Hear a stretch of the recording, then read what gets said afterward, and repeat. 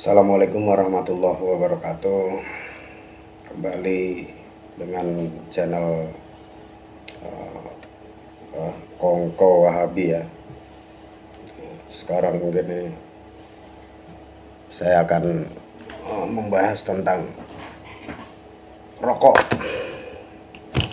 Sebelumnya saya mudah-mudahan gak ditolak ini. Saya akan merokok dulu ya sambil ini.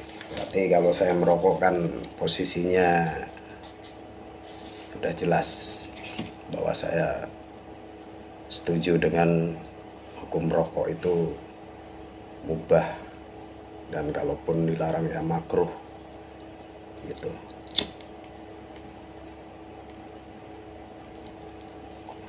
Mudah-mudahan di channel ini nggak ditolak ya, karena saya merokok. Tuh. Baik, ya memang nggak bisa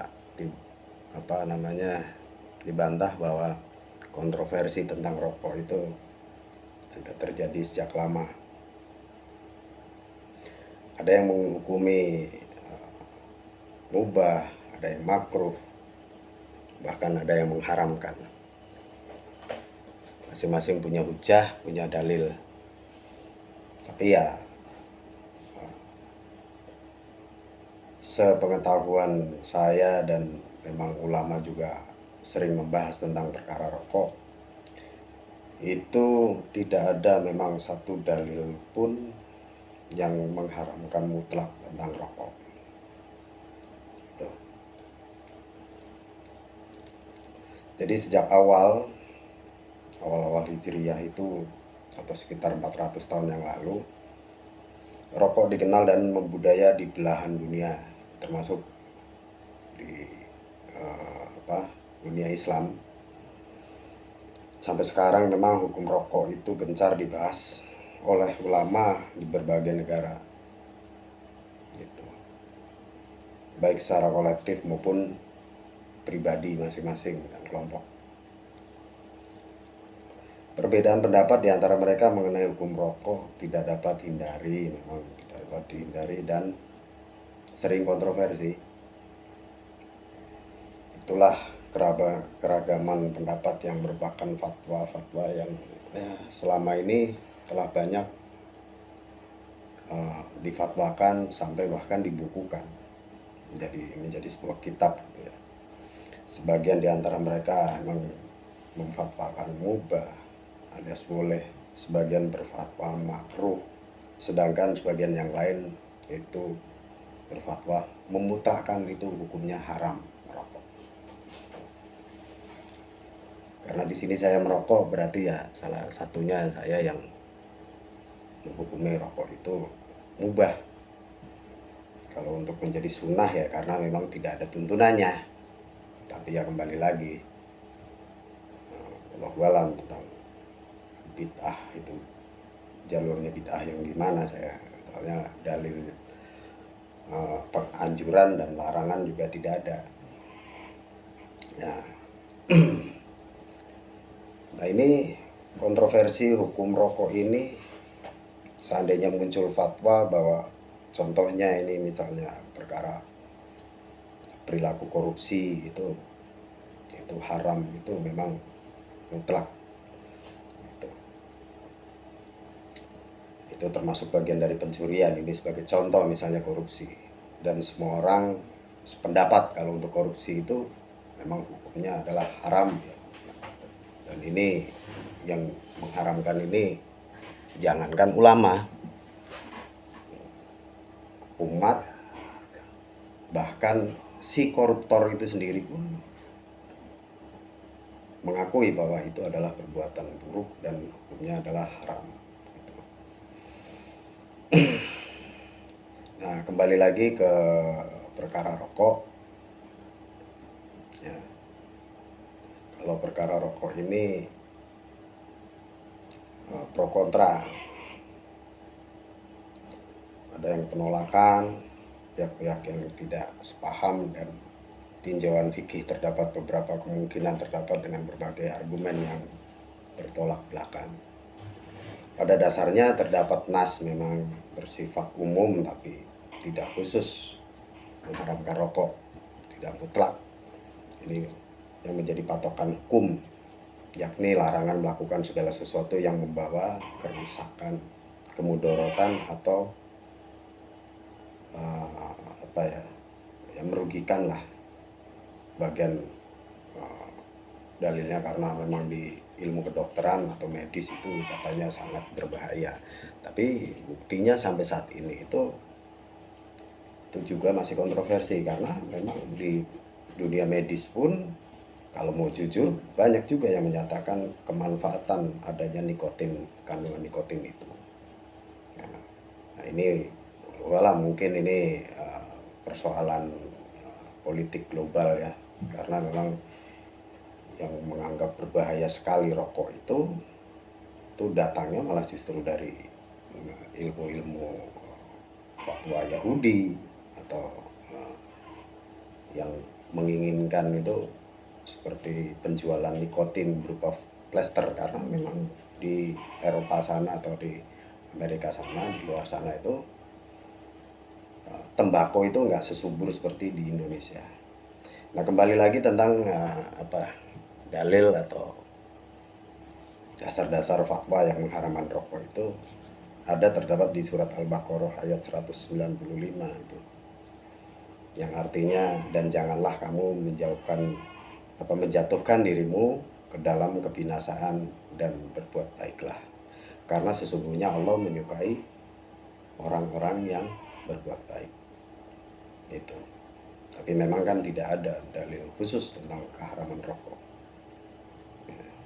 Dan juga salah satunya ada hadis riwayat Ibnu Majah yang berbunyi tidak boleh berbuat mudorotan pada diri sendiri dan tidak boleh juga berbuat kemudorotan pada orang lain. Bertolak dari dua nas di atas, ulama sepakat mengenai segala sesuatu yang membawa mudorot adalah haram. Akan tetapi yang menjadi persoalan adalah apakah rokok itu membawa mudorot ataukah tidak,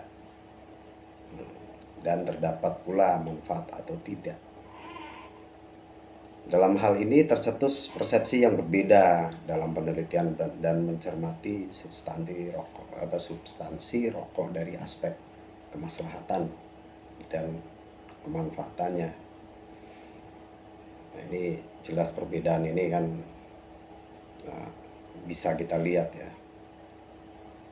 dengan berbagai argumen. Contoh misalnya manfaatnya itu karena ada petani-petani rokok, dan itu regulasi tentang bisnis rokok sampai produksi rokok itu sangat bermanfaat, karena banyak jutaan orang itu bekerja dalam perputaran perkara rokok itu, mulai dari produksi, petani, terus ekspedisinya. Nah, itu yang dianggap termasuk salah satu kebaikan. Seandainya semua sepakat bahwa rokok tidak membawa mudarat atau membawa negatif, tetapi relatif, itu pun relatif kecil kalau kemudaratan itu rokok, maka semua akan sepakat dengan hukum mubah atau makruh. Demikian pula seandainya semuanya sepakat bahwa merokok membawa mudarat besar, maka akan sepakat pula dengan hukum haram. Beberapa pendapat itu serta argumennya dapat diklasifikasikan menjadi 3 macam hukum. Pertama, hukum rokok adalah mubah atau boleh karena rokok dipandang tidak membawa mudarat yang besar. Secara tegas dapat dinyatakan bahwa hakikat rokok bukanlah benda yang memabukkan. Itu kata fatwa ulama ya, ulama NU khususnya. Ketiga, hukum rokok adalah haram karena rokok secara mutlak dipandang membawa banyak mudarat. Berdasarkan informasi mengenai hasil penelitian medis bahwa rokok dapat menyebabkan berbagai macam penyakit dalam seperti kanker, paru-paru, jantung, dan lainnya setelah sekian lama membiasakannya. Ya, kalau secara fakta sebenarnya makanan pun ya seperti gula, seperti garam, atau yang lainnya. Bahkan sayuran-sayuran hijau itu mengandung penyakit seperti diabetes atau bisa menimbulkan darah tinggi, kolesterol. Itu kan dari makanan yang sebenarnya awalnya malah hukumnya adalah halal gitu. Sedangkan rokok sendiri itu banyak yang mengakui dari muda sampai tua merokok itu bisa menimbulkan sugesti positif seperti ketenangan dan bisa berpikir dengan jernih, banyak ide dan macam-macam manfaatnya. Otomatis yang bisa merasakan adalah si perokok itu. Tiga pendapat di atas dapat berlaku secara general dalam arti mubah, makruh, dan haram itu bagi siapapun orangnya. Namun bisa jadi tiga macam hukum tersebut berlaku secara personal dengan pengertian setiap person akan terkena hukum yang berbeda. Ya kalau yang haram ya haram binafsih sebenarnya. Saya mengharamkan diri saya untuk perkara rokok, bukan secara umum. Nah itu boleh, dan kita juga nggak boleh menyalahkan yang mengharamkan secara pribadi perkara rokok pada orang lain.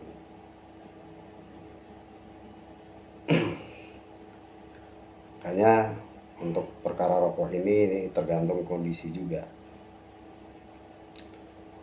Kualitas rokok yang dikonsumsi juga itu mempengaruhi tidak tingkatan hukum rokok tersebut, baik bersifat general maupun personal, terangkum dalam paparan panjang ya.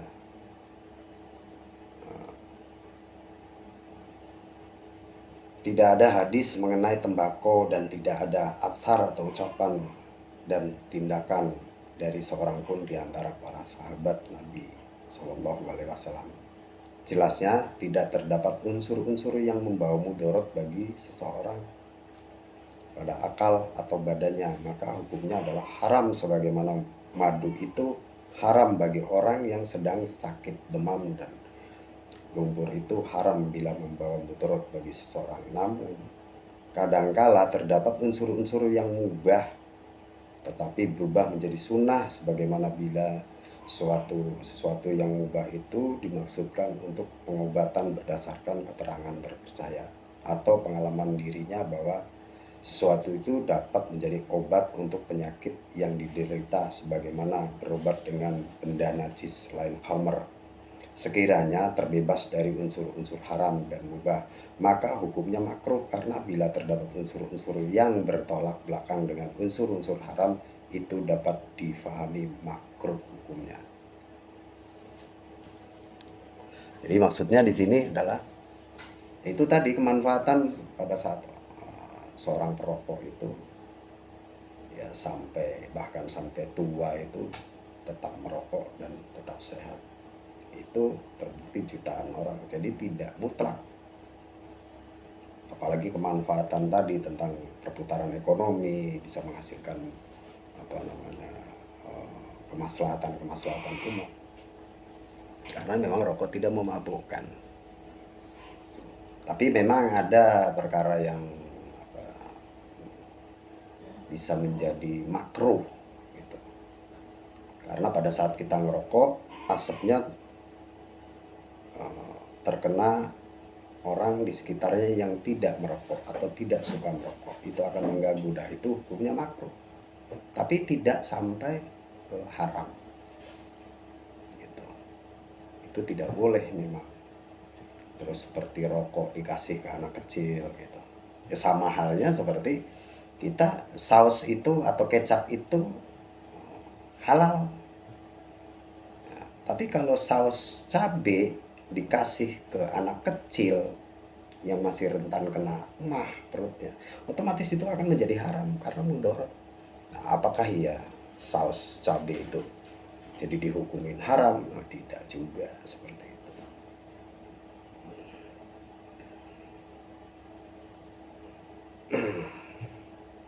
Tentang tembakau, Sebagian ulama menghukumi halal karena memandang bahwasannya tembakau tidaklah memabukkan dan hakikatnya bukanlah benda yang memabukkan. Di samping itu juga tidak membawa mudarat bagi setiap orang yang mengkonsumsi. Pada dasarnya, semisal tembakau adalah halal, tetapi bisa jadi haram bagi orang yang memungkinkan terkena mudarat dan dampak negatifnya. Sedangkan sebagian ulama lainnya menghukumi haram atau makruh karena memandang tembakau dapat mengurangi kesehatan nafsu makan dan menyebabkan organ-organ terpenting terjadi infeksi serta kurang stabil. Itu memang diakui. Makanya fatwa ulama khususnya NU itu hanya sebatas makruh dan mubah. Untuk menghalalkan mutlak juga tidak ada fatwanya. Gitu.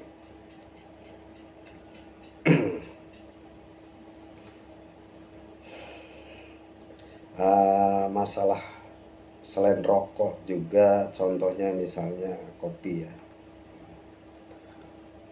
Kopi itu sarana ya. Setiap sarana itu sesuai dengan tujuannya. Jika sarana itu dimaksudkan untuk ibadah maka menjadi ibadah, untuk yang mubah maka menjadi mubah, untuk yang makruh maka menjadi makruh, atau haram maka menjadi haram. Hal ini dikuatkan oleh sebagian ulama dari mazhab Hambali terkait penetapan tingkat hukum ini. Gitu.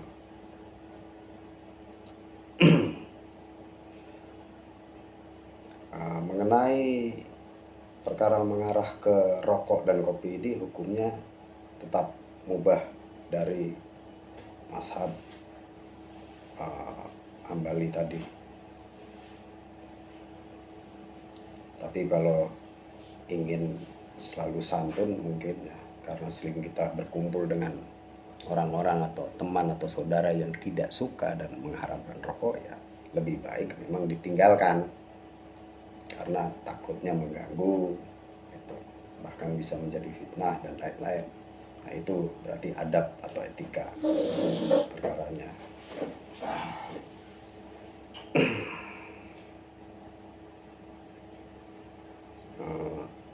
Ini juga sebagian ulama berpendapat bahwa rokok itu mubah dan makruh.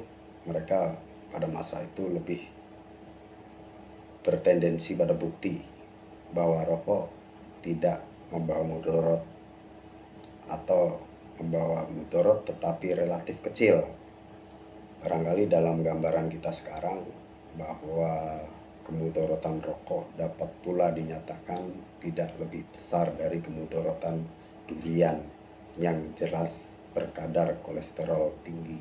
Nah ini ada lagi yang berpendapat dia seperti membandingkan dengan buah durian itu tadi ya. Tapi kan di hukum makan durian kan tidak ada sampai ada kitabnya mengharamkan durian, tapi sebenarnya kolesterolnya malah justru tinggi ya, karena 10 tahun lebih seorang perokok dalam setiap hari merokok belum tentu menderita penyakit akibat merokok. Sedangkan selama 3 bulan saja seorang dalam setiap hari makan durian, kemungkinan besar dia akan terjangkit penyakit berat. Nah ini pendapat boleh. Jadi saya rasa memang fatwa yang dibuat oleh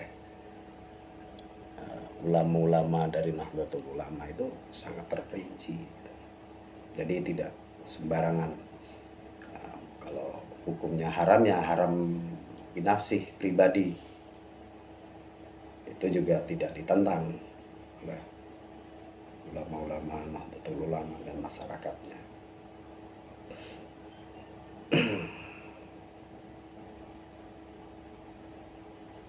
Tuh. Hal seperti ini kemungkinan dapat terjadi khususnya dalam membahas dan menetapkan hukum merokok ya. Tidakkah banyak pula makanan dan minuman yang dinyatakan halal ternyata secara medis dipandang tidak steril untuk dikonsumsi? Mungkinkah setiap makanan dan minuman yang dinyatakan tidak steril itu kemudian dihukumi haram? Kan tidak juga. atau harus dicermati seberapa besar kemudorotannya, kemudian ditentukan mubah, makruh, ataukah haram hukumnya. Hukum rokok itu bisa jadi bersifat relatif dan seimbang dengan apa yang diakibatkannya, mengingat hukum itu berporos pada ilah yang mendasarinya. Dengan demikian, pada satu sisi dapat dipahami bahwa rokok itu haram bagi orang tertentu yang dimungkinkan dapat terkena mudarat, mungkin punya penyakit tertentu dan dikhawatirkan ya penyakit itu kambuh disebabkan karena rokok. Nah, itu bisa menjadi masuk ke hukum haram.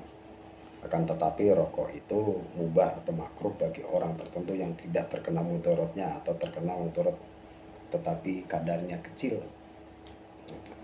Jadi manfaat lebih besar. Dalam hal apapun sebenarnya tidak ada yang mutlak manfaat dan tidak ada yang mutlak mudarat.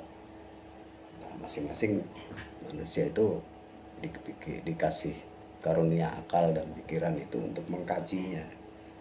Makanya tidak sembarangan menghukumi ya. Karena memang dari nas juga tidak ada satupun nas pelarangan mutlak dan keharaman mutlak. Karena mengharamkan itu harus ada dasar-dasar yang yang mempengaruhi hukum itu muncul.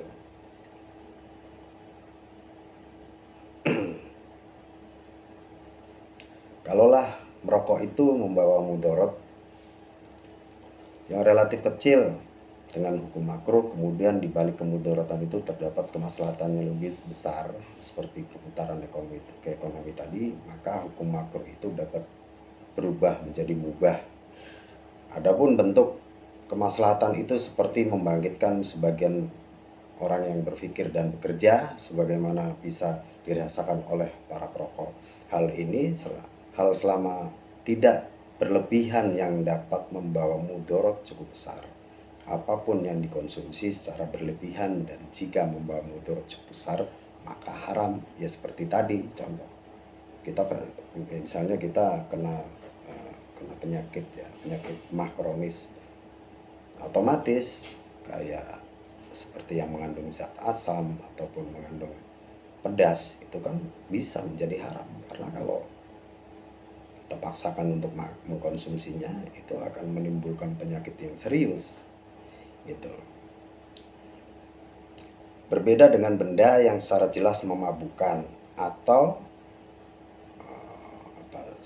makanan yang memang ada nas keharaman mutlak seperti daging babi gitu. Itu jelas, kalau itu semua ulama dan masyarakat itu sepakat keharamannya gitu. Oke, saya rasa cukup ini dulu untuk pembahasan rokok ya, karena sering juga di kalangan-kalangan Wahabi itu mengharamkan mutlak, bahkan bisa sering menghina, mencela, mencerca, mencaci maki dan merendahkan ulama-ulama yang masih perokok, khususnya ulama-ulama dari Nahdlatul Ulama. Itu aswaja ya, aswaja. Dan ini saya rasa sekelumit sepengetahuan saya, dan bila ada yang salah saya mohon maaf. Ini semua bisa saja terjadi khilaf di antara para ulama juga, apalagi model kayak saya yang hanya mengikuti para kiai, habaib dan ulama. Tetap jaga NKRI, jaga akidah umat, tetap lawan Wahabi ya. Autoplay alam semesta. Saya ucapkan Assalamualaikum warahmatullahi wabarakatuh.